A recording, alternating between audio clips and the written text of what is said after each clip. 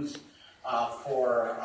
as a merchant carrier in war. The great news was that the ships were fast and could escape submarines. The bad news was any passenger liner consumed horrendous amounts of fuel, and at that time the fuel was coal, which was a very difficult thing to manage and replenish.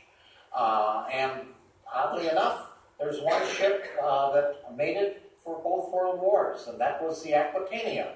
It served as a troop ship in World War I and served as a troop ship in World War II. Only one major ship, and that was it, made it through two World Wars. So what happened after World War I? First of all, immigration laws were changed, and the quotas were based on the people that had come prior.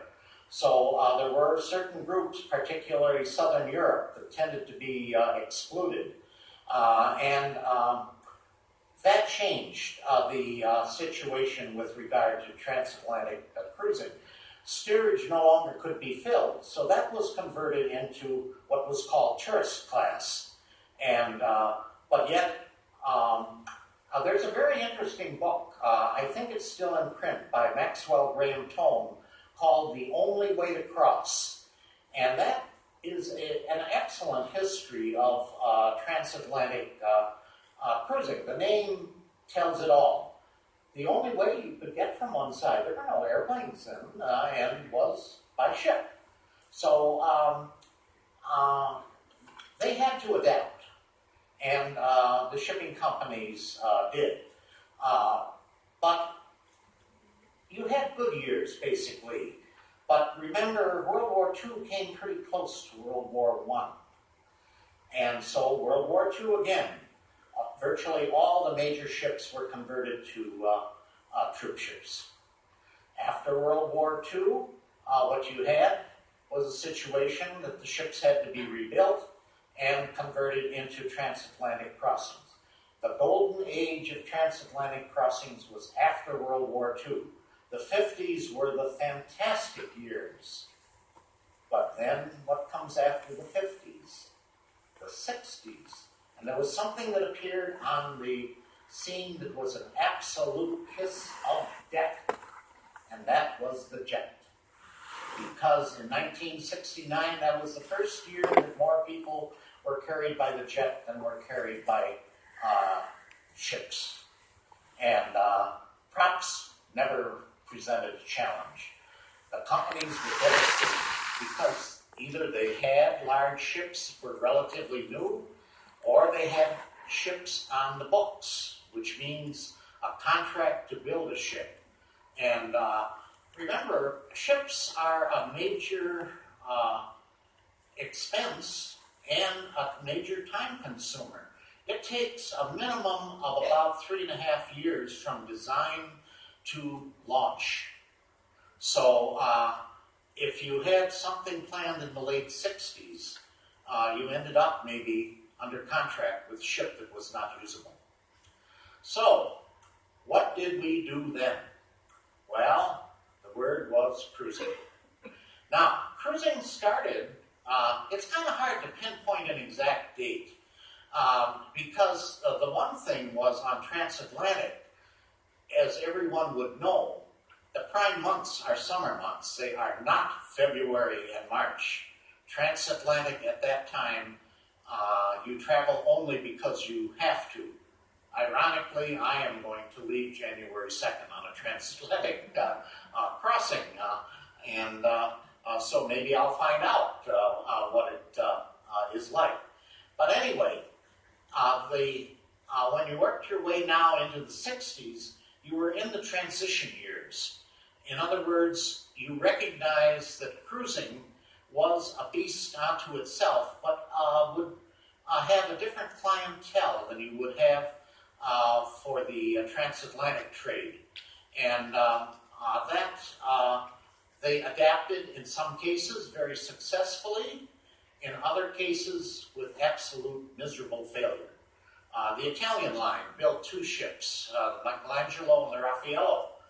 They were built too late, but they were under contract, so you end up with the ship they never made a penny and could not easily be adapted to cruising. So that's sort of a background. We've worked our way how we came into cruising.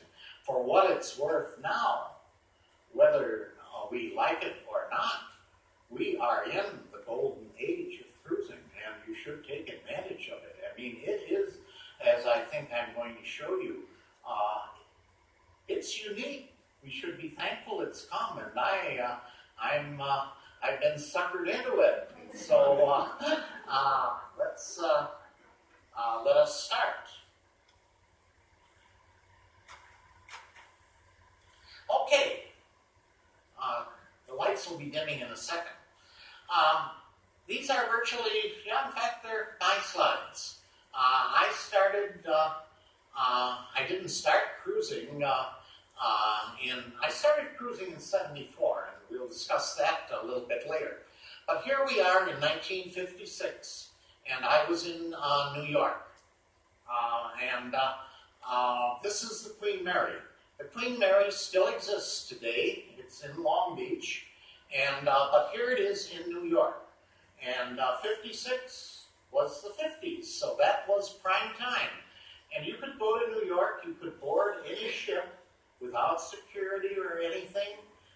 You had to pay 50 cents to the Seamen's Union to go on board. And you could walk around, look at the ship, and then there'd be that magic call, time, all that are not sailing to go ashore. If you were caught on a ship, the penalties were very severe. But what we're talking about now is a ship that was built in 1935 and was built as a transatlantic liner. It is steam-powered, steam turbine, and has rivets because welding did not come in until really after World War II. But it was a time that virtually everyone that was on board that ship was going overseas. This was summer, so there probably were teachers on board in second class or cabin class because they could take the time. Now remember, when you started with transatlantic service, probably the first steamships took something like 19 days, but that was always whittled down, whittled down, whittled down. Speed was important.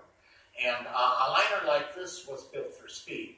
Could do 31 knots, could do the, technically could do it in 5 days, and was built solely for the North Atlantic run. There was no intent whatsoever to carry anything for pleasure.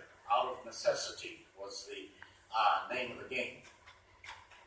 And you had fun. When you left, look at the streamers. This was, and you could go down to the docks and see this. Even though it was necessity, people had some fun on the ship. The features were somewhat limited. The Queen Mary didn't even have a theater. They did have a band for dancing. But all the amenities that you would have gotten on a cruise ship, including such things as the midnight buffet, were not present. Your meals, you basically had fixed times for meals in your class. That meant if you were in first class, there were gates that well, let's put it the other way. If you were in tourist or cabin class, there were gates that prevented you from going to first class. But these were glorious times for the ships. This is what the interior looked like. This is the first class dining room. At the far end of the room, there was a panel that they had that had a movable ship that would show you your progress in crossing the Atlantic. And the reason for that was the ship only ran that course. It never made another run. That was its run. It was built for that. It did not have air conditioning because you did not need air conditioning for the transatlantic run. And you ate in style on a nice, fancy menu. Well, what happened? The Queen Mary, obviously, when you talk about a ship, if you can get 30 years of service out of a ship, you're doing exceptionally well. So, the successor to the Queen Mary was the QE2, and the QE2 came in the 60s. This was a so-called transition ship. It was designed for transatlantic, but it also had provision for cruising. Now, another thing you see on the Queen Mary, it has a nice dark hull again, just like the QE2 has a nice dark hull, just like the Queen Mary did.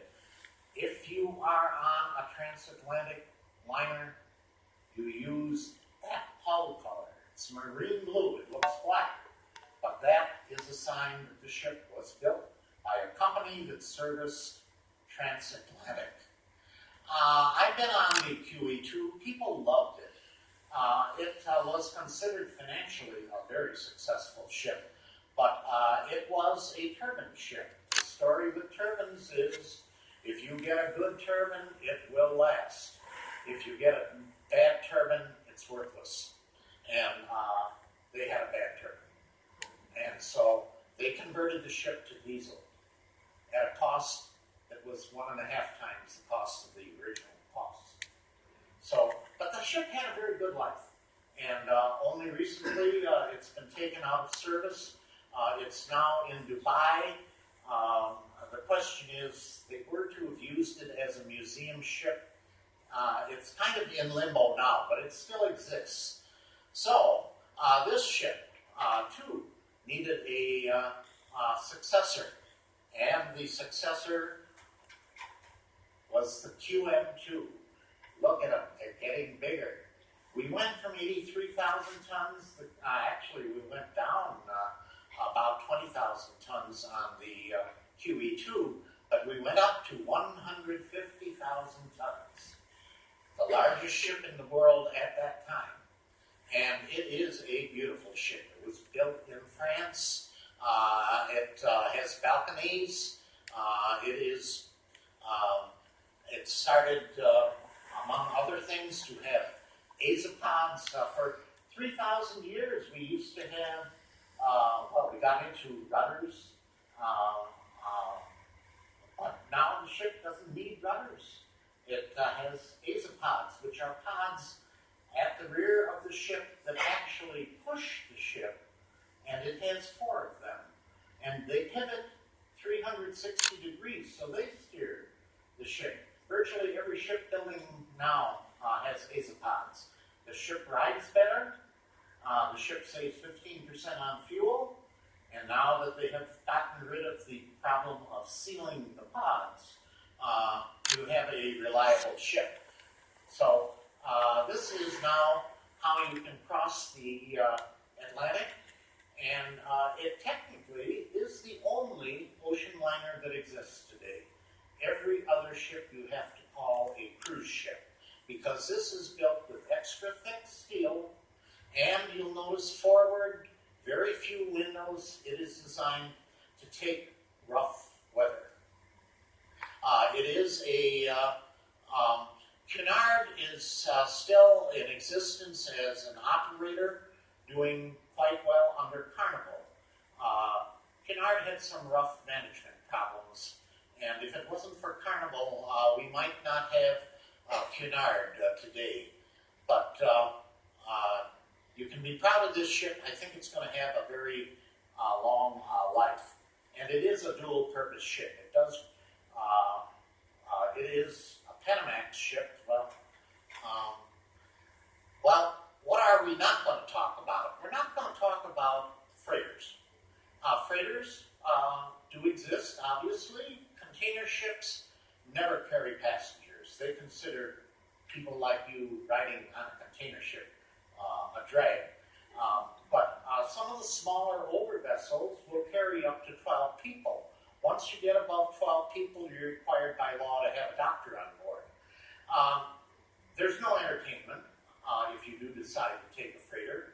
You're responsible for reading books, playing cards, things like that, and you're not sure of a schedule. There are no U.S. freighters. They are all foreign flagged.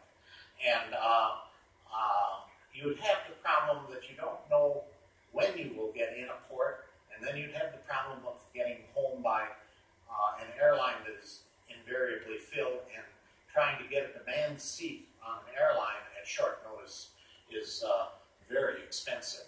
So this is a lake freighter, and it is therefore a lake boat. But we won't talk about them. The other thing we won't talk about are ferries. Ferries exist in all manner, shapes, and forms, very prevalent in Europe, particularly Scandinavia. This happens to be a car ferry and a railroad car ferry. You notice the locomotive pushing some cars on, and by the way, if some of these slides, the initial slides, seem a little contrasty, they're Kodachrome, a tribute to a film that had excellent dye stability. Notice the Volkswagen in back. Notice the cars on the upper deck. There were two of these built by the C&O for Lake Michigan service, and one still exists, so you can ride a 55-year-old car ferry, and of all things, it's coal-fired. That is a rarity. Well, the C&O hauled coal, and they didn't want to insult their customers by building a ship that would be powered by oil.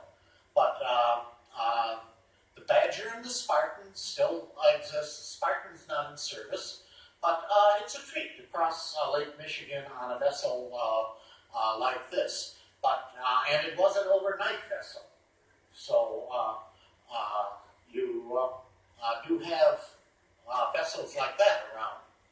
Here's one you can recognize. It's our Breeze. And I just wanted to include this. It was a well-built ship, and I don't know how many of you have taken the Breeze. Yeah, not too many. Part of the problem was they never really secured a freight contract with trucks. And so in off-season, and the ship really was too big. It was a great ship for us going to Toronto. You could make a wonderful day of it. But in the reverse direction for Canadians, plain and simple, they should have built two smaller ships. But anyway, this is part of the memory game. Okay, there's all kinds of specialized ships and boats, and we won't talk about them. This happens to be a riverboat, and of all things, it's a church. It's a church designed specially for seamen, and it's on the Seine River in France. So the specialized vessels coming in all manner, shapes, and forms. I mean, a tug is a specialized vessel. A supply ship is a specialized vessel. But they are not cruises. So, and we won't talk about day tour boats. This is a day tour boat on a river. And that's not part of cruising. Cruising implies overnight. Okay, but I'm going to, everyone has a weak spot in their heart, and believe me, this baby is it. This is Uri. Uri runs on what you would call Lake Lucerne. The Swiss call it Waldstattersee, and Uri was built back in 1901. This ship is 114 years old and is still in service. And it's a paddle wheeler, side wheeler. They were out of service for a short while, but then 4 Swiss bankers got together and decided they wanted to restore these vessels. They run in a series. The oldest is Uri, 1901. The latest is Stade Lucerne, 1928. But this is, without a doubt, one of the most magnificent pieces of machinery you can find in existence today, because you can look at an engine room that is spotless and has been restored, and you can listen to the paddle wheels churning. This is a wonderful piece of machinery. But it technically is not a cruise ship. Okay, we do have cruise ships, a cruise boat, we really should be saying, in the United States. This is the Delta Queen, and until a couple years ago, this was part of a trio that ran on the Mississippi River.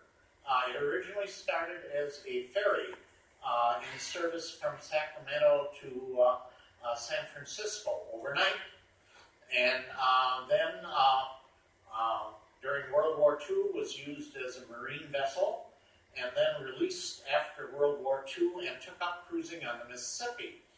And it had to operate through Congress on a special exemption because the superstructure is all wood. But they used the argument that plain and simple, you really didn't need lifeboats because Mississippi, in the case of fire, they would simply run the ship aground and evacuate the people that way. It still exists, but it exists as a hotel ship in Chattanooga. But I talked to the chief engineer. I like to talk to chief engineers. They tell you things no one else does. And I said, of the 3 ships, which one did you like or do you like best? And he said something that really warmed my heart. He said, I like the Mississippi Queen because my room is next to my engine. And that, when you find a person on a ship that says something like that, you know you have a ship lover. So, what has happened? Well, this is the biggest one now. This is what happened to the Mississippi Queen. The Delta Queen. They built a Mississippi Queen, and then they built the new one, the American Queen. This is the world's largest riverboat now. It's in full operation on the Mississippi. It's gone through some management problems, but hopefully we have an owner now that respects what it is. It is a relatively new vessel. It's probably now less than 15 years old, but the engine dates back from 1916. It is a true steamer, so it has some remarkable tendencies or features on it, and this you can ride. It's got some real charmers, like the stuffed bear in the lounge. Okay, the other thing we should talk about is river cruising in Europe. And we are neglecting our Mississippi River and our Columbia. There's great potential there, but plain and simple, we've not been able to really stimulate it. But if you go to Europe, it's just the opposite. What you have are the 3 great rivers, the Danube, the Main, and then the Rhine. And in summer, those rivers are loaded with vessels like this.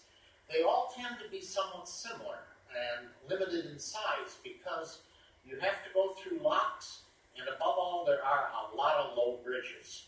And you can run into some troubles with either high or low water.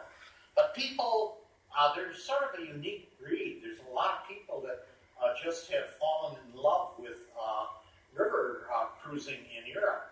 And I recently, this year, completed a cruise on the Seine, and that was a wonderful trip. They're trying to develop the other rivers, but the lion's share comes on the 3 big ones, almost to a fault, because I think in summer, if you put the vessels bow to stern, you could probably walk from one to another the entire length of the river. And sometimes they even triple dock, which means that when you tie up, your view that you spent a lot of money for, you're looking at someone else's bedroom. So there's no way to prevent it. Plain and simple, docking space is limited. They all have general common features. Looking at the front of the bow of the vessel, the top, you have a sun deck on top, and that many times has to be evacuated if you come across the low bridge. Nothing like that would be permitted in the U.S. By ocean. Oh, they'd get a heart attack if they had something like this. The big windows that you see immediately below the sun deck would be for the lounge, and then below that would be the dining, and everything aft to the rear of the ship would be staterooms. They're all built virtually alike. None have a capacity over 160 people because of length considerations, and they all are similar in structure because of the considerations. But river sailing in Europe is a unique adventure. You have a small vessel, you are on a river, you come into a small town, they take you off on a walking tour, you come back for lunch. If the schedule permits, you're free to go into the town again. You feel you're part of the community. And with 160 passengers, you get a different experience. They are exceedingly low-key. If you're looking for entertainment, that is not it. If you're looking for good food, companionship, and a nice, relaxing vacation, and of course, being on a river, there's absolutely no consideration of rough water, or that term that we have not used, seasickness. So consider river cruising for uniqueness. Okay, let's move on along and talk about some unique ships that have existed or do exist. This is the Rotterdam. If you look back at the transatlantic history, there's really only two lines, Holland America and Cunard, that have made a transition and exist today. You used to have the Italian line, the French line, Norwegian American line, Swedish American line. Virtually every country sponsored a vessel. But Holland America and Cunard get into arguments. Cunard says they're the oldest, with 175 years of service. Holland America says, we are older. We have 142 years of continuous one company service. And Holland America and Cunard are unique even today. This ship is the Rotterdam, and this was probably the most successful transition ship that ever was built. It was loved by people, and it initiated one thing, and that's true about cruising, that once you start cruising and you come up with a feature, and you find that people like it, you copy it. Because this was the first ship ever to have a Lido. A Lido basically is a buffet area, usually on the top deck, where you go for informal meals, and usually lunch and breakfast. It's a buffet. It is not, you never get served in a Lido. But Holland America pioneered it on this ship, and every ship now has it. There's not a single ship that does not have a Lido. It was designed as to be suitable for both transatlantic, which it did exceptionally well, and for cruising. And it managed cruising quite well. The ship then went into private ownership from a Holland America. Did not do well there, and now exists in Rotterdam as a hotel ship, hotel and museum ship. It's been wonderfully refinished, and the Dutch are very proud of it. It was their flagship. By the way, if you travel on Holland America, they're known as the Dam ships, because every ship ends in Dam. Rotterdam, Rotterdam, Amsterdam, and today Holland America they now have 14 ships, and they're going to come out with the Koningstown, which will be a ship that sets new standards for Holland America. But here it is, leaving New York. I'm over in Hoboken, and what you see on the far left would be the trade centers. Okay, while we made this transition in the 70s, 60s and 70s, you had a large number of somewhat smaller ships, and these were taken over by operators that for a while did quite well, but they lacked one thing, that was capitalization, which translates to money. So they were operating older ships that plain and simple would get old, and no means of providing for continuity. This ship was the Oceanic, which was home lines. It was one of the larger ships, and it pioneered another thing called the Magredome. It was a very advanced ship for its time.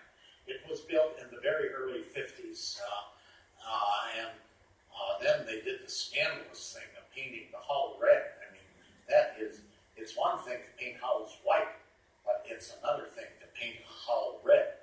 But I'm going to show you something even worse than that later on. But anyway, the Magradome Home Lines was a very good operator. They were Greek.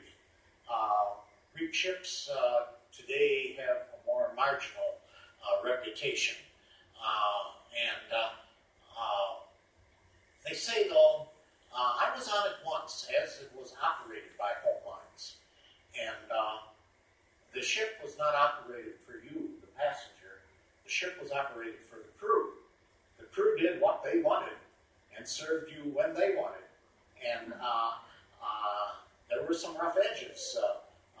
They had their own feelings about things. So anyway, there were ships like this. They were built as not true transatlantic liners. A lot were what you'd call Mediterranean ships. Now remember, the Mediterranean is a far more benign climate than the North Atlantic. And so they did have more open space. You do need open space on a cruise ship. But anyway, the Oceanic, the Magradome is a sliding glass dome that goes over a pool. And it's a wonderful thing to have, because if you're on the Alaska run, many times it enables the pool to be used where you ordinarily would not. So you have the best of both worlds with a sliding glass bar. Holland America has copied, and now virtually every Holland America ship has a Magradome. Other lines have not fully taken it up. Here is something too.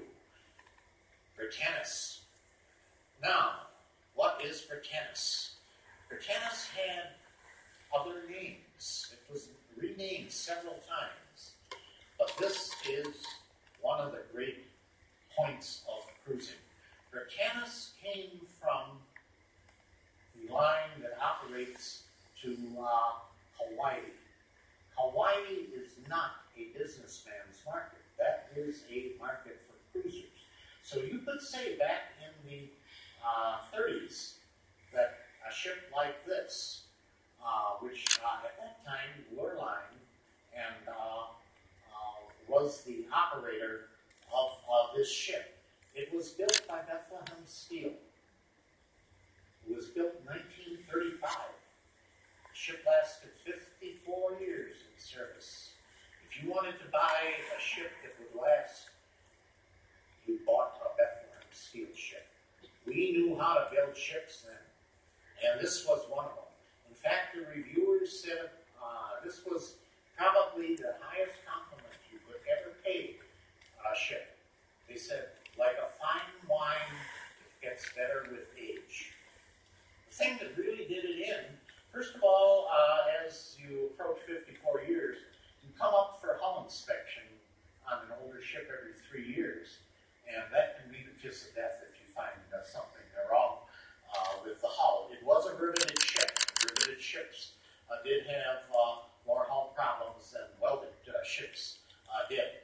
But this ship made it, and you can barely see it here. The stacks have been replaced.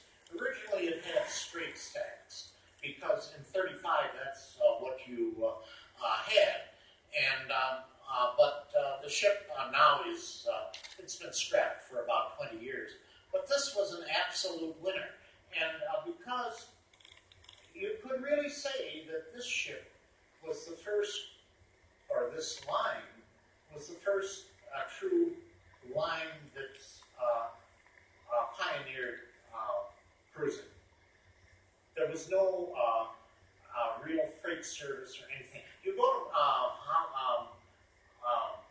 Hawaii nowadays, and you'll see the containers. They're on the dock, and they say Matson. This is a Matson liner. And if you go by another ship to Hawaii, and you go in the Aloha Terminal in Honolulu, there's a magnificent set of murals in there that show you what it was like to go to Hawaii on the terms in the days of the Matson line. So Matson was a unique contributor to the concept of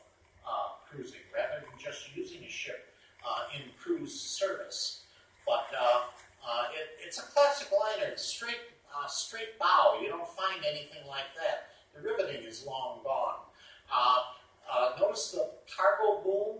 That's the way they built ships because you wanted to have both passengers and premium cargo. People took their automobiles to Hawaii on a ship like this. So this baby was loaded with history. Unfortunately, I never got to ride it. And I never will because it's gone. Okay, here's another attempt. This is fairly recent now. This is a coastal liner. The United States government decided we should promote sailing and on cruising. This is Cape May-lite and Cape Cod-lite. They were built in Pascagoula. They're smaller ships. I was very fortunate to be able to. Cape May-lite made about 5 voyages, and then everything was canceled. The company fell apart financially. They had the parts to build 2 large ocean liners. The reason they were going to build them was this onerous thing called the Jones Act. How many of you have ever heard of the Jones Act? We got a couple of people, yeah.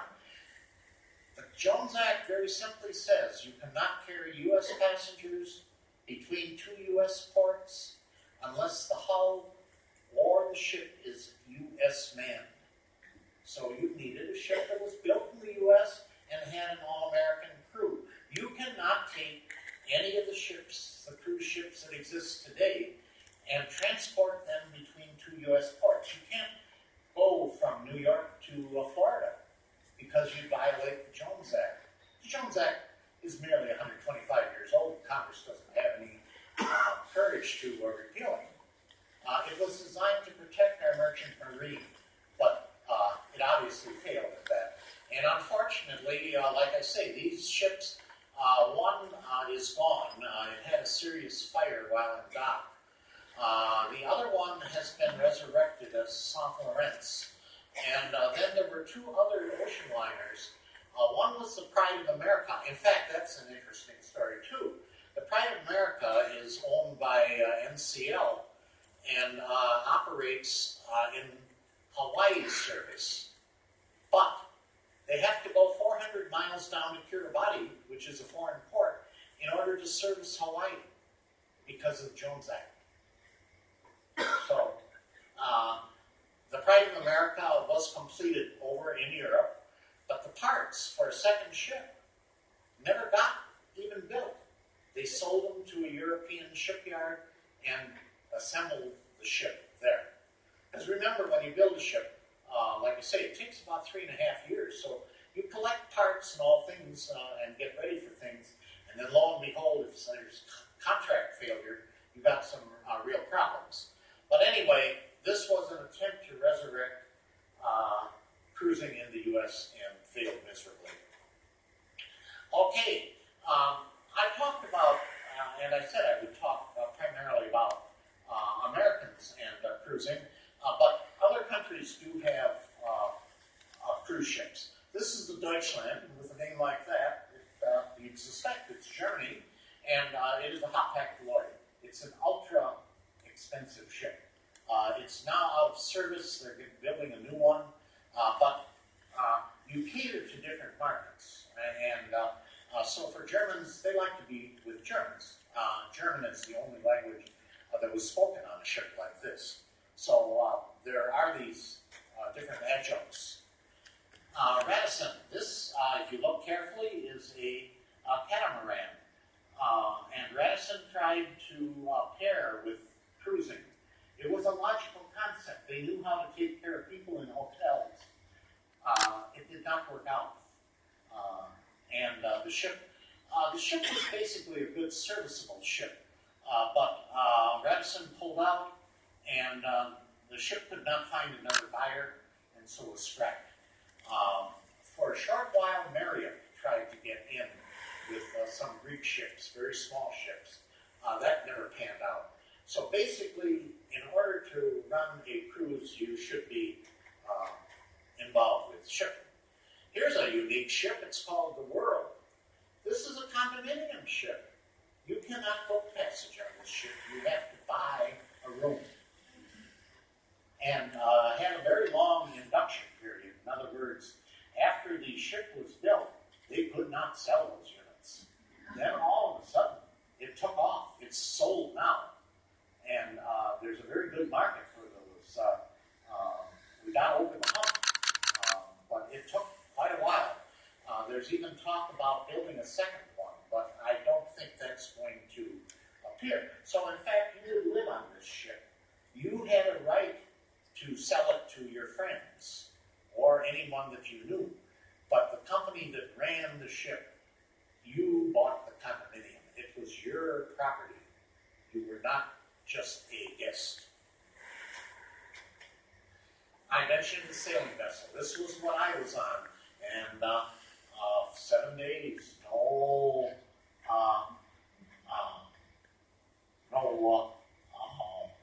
wind. We better hurry on now. I'm talking longer than I should. Let's talk about the companies. Carnival. Carnival started with this ship. They started with two ships, actually. If you look at the stack, for example, it basically looks like the Canadian Pacific Railroad symbol. And what happened when Carnival started, they didn't have any money. The banks wouldn't lend them money. So they could barely repaint the stack. Now, Carnival is the world's largest owner of over 110 ships, and ships like this. So, success. Here we have another ship. This is Royal Caribbean Lines. Royal Caribbean Lines started with this Song of Norway. They stretched the ship. That was one thing that you did to increase capacity. And it had a little lounge on the back called the Viking Crown Lounge. Now, in '84, and this is not the end of the Royal Caribbean story, this was the first true ship. There were three of them: Monarch, Sovereign, and there was a third. And these were the first ships built for true cruising. These were designed, and notice the Viking Crown Lounge on top. A very unique feature that has kept with Royal Caribbean.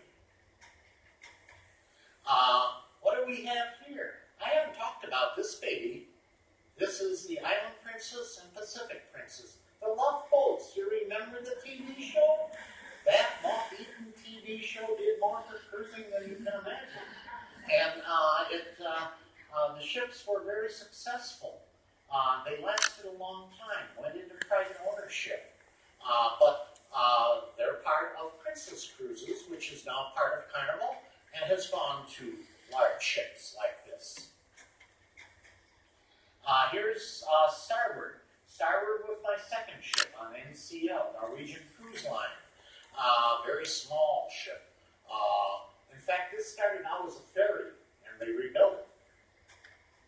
Now NCL, and here's what I mean about decoration. Every NCL ship now has a mural on the side, and they've gone modern. So, these lines never were transatlantic. Here's a so-called luxury liner. This is, all the ships I've shown you up to now are for people like you. For people that have more money and want to spend about 2.5 times per day, you can go into upper-class ships. And this is one of them. And you do get quite a bit of difference. You don't get a stateroom, you get a suite. And you've got your bed, you get served in your room. Of course, you have a balcony, you have both a shower and tub fully marbleized. Oh, you live in style, but you pay for it. Okay, now let's just briefly go through some of the great ships that I've been on. We talked about, this is my first ship. This was the Cunard Adventurer, and there were two of the ships. Cunard, this was back in '72, and Cunard made a very famous statement. It said, "We believe that there's a limited market for a few small ships for cruising." And now look what happened to the industry. If there ever was an understatement, this was it. And you'll notice the other thing that appears on this brochure, Eastern Airlines. Today you don't have a direct partnership with the airlines, but you need the airlines because you have to bring people in. And when you have have a ship that holds several thousand people, you're talking quite a few planes. So let's just see what I got in 71. Oh, here we were. We were supposed to leave at 5 p.m. We finally left at midnight. And at the last moment, there was a woman. She walked off the ship, said, "I'm not sailing on any ship without my luggage." They pulled the gangplank up, and we sailed away. So I think her husband was on board, and she was on the land with the ship. The staterooms were very basic. 2 beds close together, ordinary door key. Did have a phone, but internal only. But you did have food. That is one thing that you get on a cruise ship, is food. And then you had entertainment. 5 people doing a skit. That was it. And if you look at the ceiling, that's the size of the dance floor. We've come a long way, kids. And now we're looking at what I consider the most remarkable transition that has ever been made on a ship. This is the showing you here. This is a model in a museum of the France. The France was a transatlantic liner, solely built for transatlantic, won by the French line. French line known for good food. And NCL converted it into the Norway. They converted a fully enclosed ship to an open ship. They built swimming pools outside. The ship held about 2,500 people, and you couldn't take them off in tenders. They had special vessels like this that they carried on the ship to take you to their out island. They had a museum because they were very proud of what it was. The rooms, some were pretty basic. You had no cruise ship now would ever dare have an upper berth like that, except for the kids. Then you squeeze them in. But for us, no. And a lot of the rooms still today, because ships have gotten wider, you have inside rooms. But you pay less if you like that. You had the ocean promenade. When this was an ocean liner, you would have had chairs along the deck chairs sailing the North Atlantic. But they converted that into a shopping promenade, and with bars and discos on the side. It was a very well-built ship to begin with. They preserved certain rooms, like this is the main lounge. It was a 2-class ship, so there were some problems in conversion. And above all, it had a feature that you saw only on a French ship. Every French ship was built with a stairway that came down. This is the first-class dining room. The women came down in their gowns, the men in their tuxedos, to be properly escorted into the dining room every evening. No French ship would ever dare have sailed without that stairway for proper viewing of proper guests. Okay, and you have been, when converted to the Norway, you had midnight buffets. Midnight buffets are disappearing for one reason. Most people just go to photograph them. They have enough food to eat normally, and so they go to the midnight buffet is unfortunately or fortunately, you do have special buffets, but you do not have you have a midnight snack available. But look at that. This is part of what was cruising. Okay, another line that I have a lot of respect for is Chandris. Remember the picture that I showed you of the Matson liner, Americanus. Now Celebrity has a series of ships, the Solstice series. These are made in Germany, Meyerwerft, which is the best shipbuilder as far as I'm concerned. And these ships are wonderful ships. Excellent passenger flow, superb entertainment, superb dining. I would say Celebrity could easily be my favorite line. They have magnificent atriums. And this is a double atrium. They have the tree in there. I wonder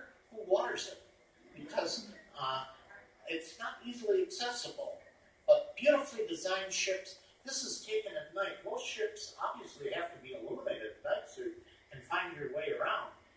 Celebrities' ships at night are works of art. You can tell I like celebrity. A big shopping arcade. Shopping is a big thing now on board ships. In fact, there's virtually every ship carries a price guarantee. If you can find it cheaper on shore, they'll refund the difference. So buy on ship. The dining room. It's like the France, isn't it? And you eat well on Celebrity. It even has the staircase.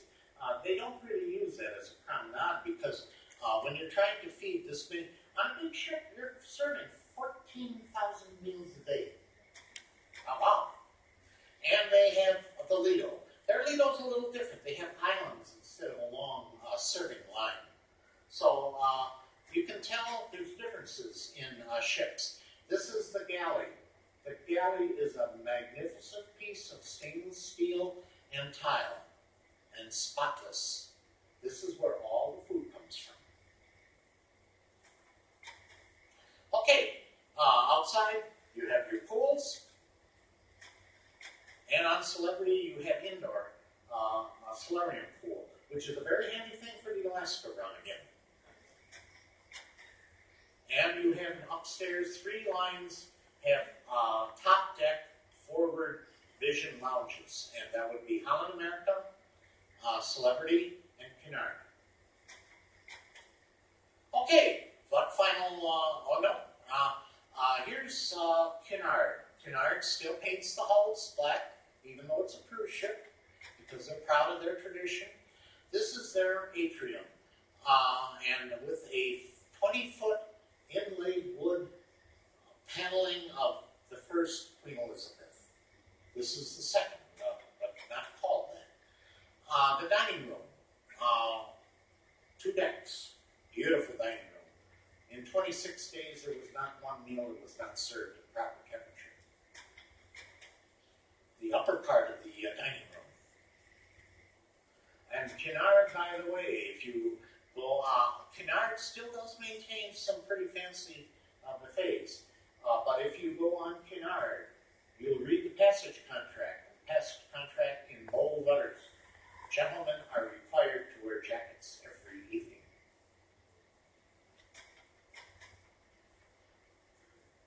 Oops. I don't know why we're... this is the Royal, the Red Lion Lounge, which is to be an English pub.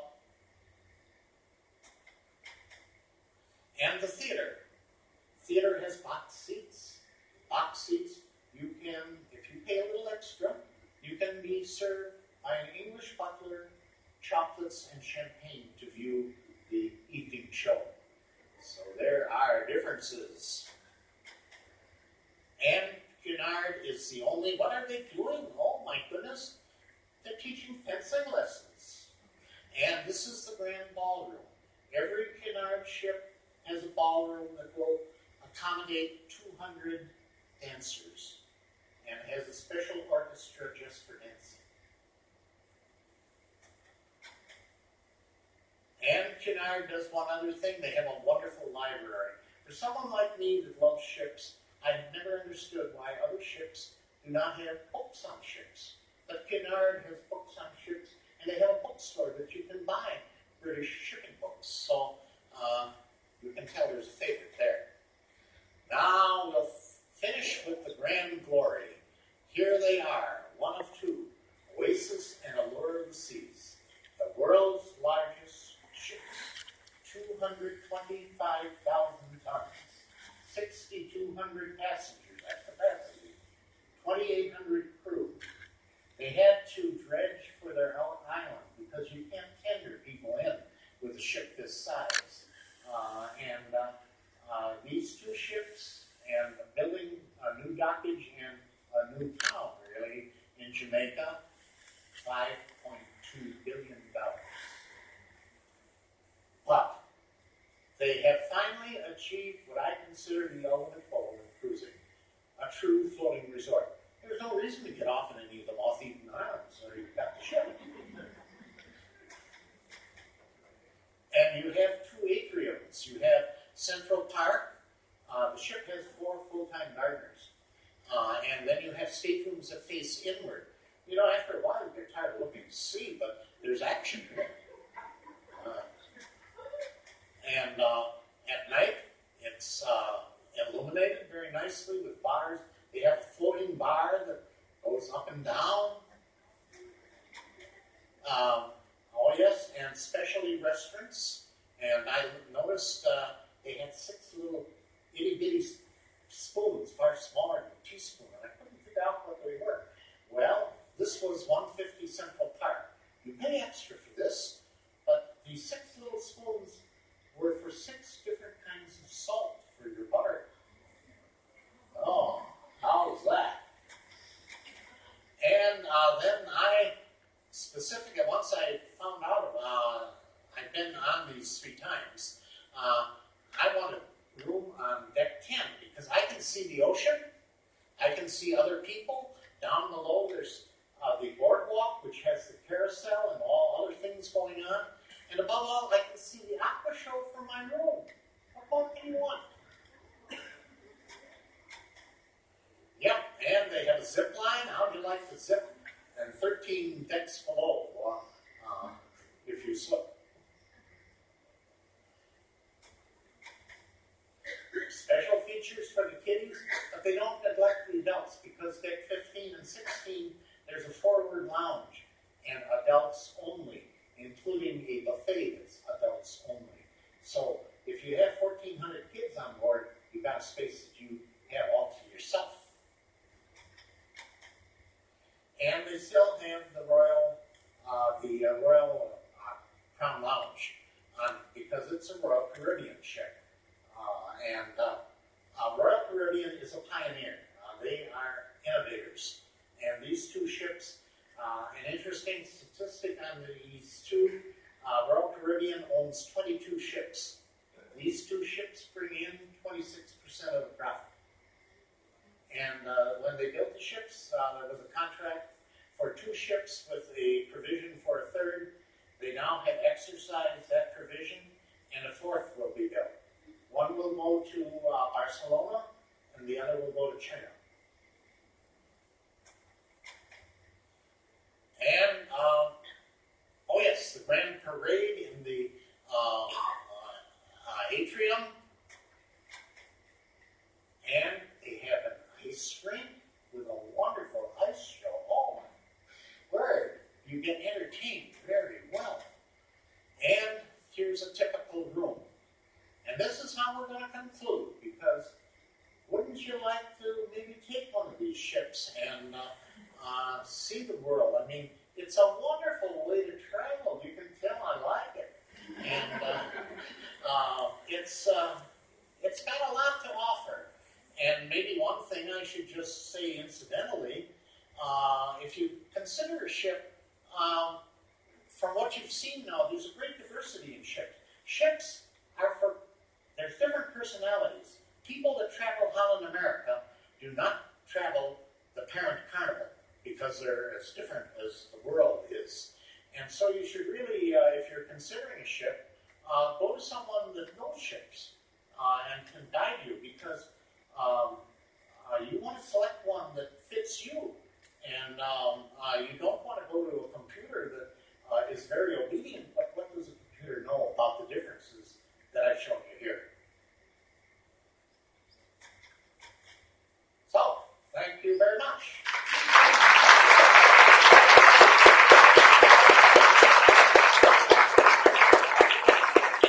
Just maybe a minute or 2 for questions. Tom, if you want to take a couple questions.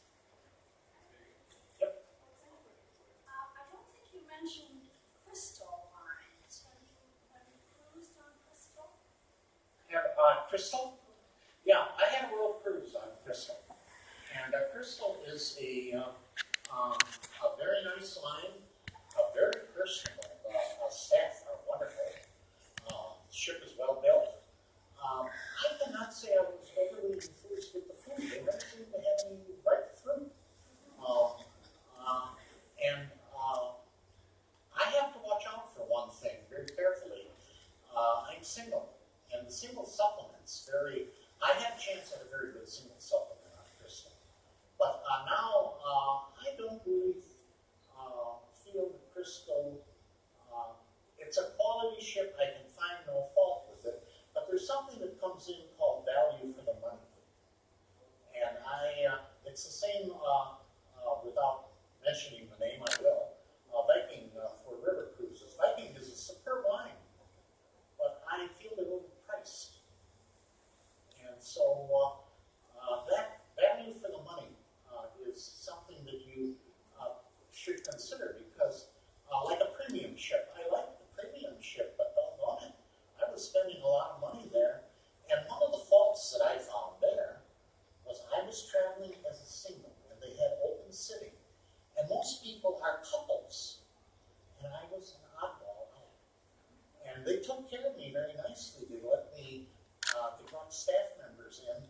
dine with me, and it was a great conversation for me.